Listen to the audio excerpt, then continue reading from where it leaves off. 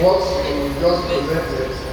And we are going to record you, and your presentation is going to be put on TikTok.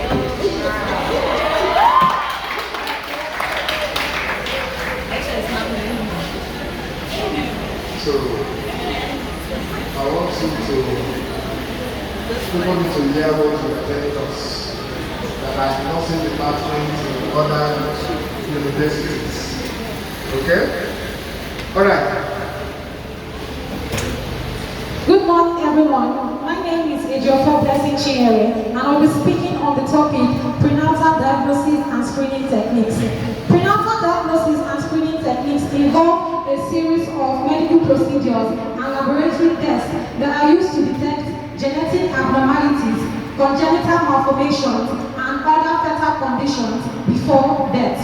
For the screening tests, they are usually non-invasive or minimally invasive, which means that they don't require an incision or a piercing through the skin.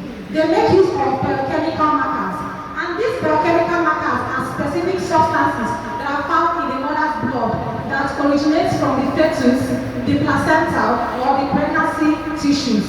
By measuring the levels of these biochemical markers, healthcare professionals can estimate the risk that a fetus may develop or have a certain genetic abnormalities.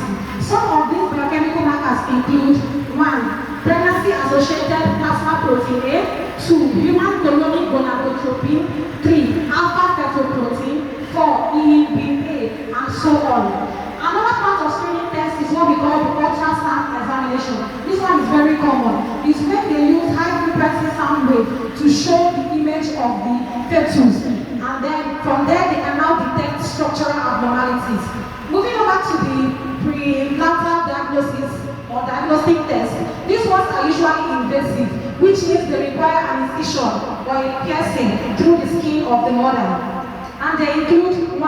Amniocentesis. Amniocentesis involves the insertion of a thin needle through the abdominal wall of the mother into the amniotic sac to take a sample of the amniotic fluid for test. And this diagnostic procedure can be used to detect Down syndrome, Edwards syndrome, neural tube defects, and so on.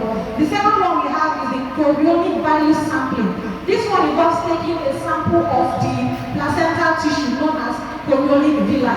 It can be done through 2 methods. The first one is the transcervical approach.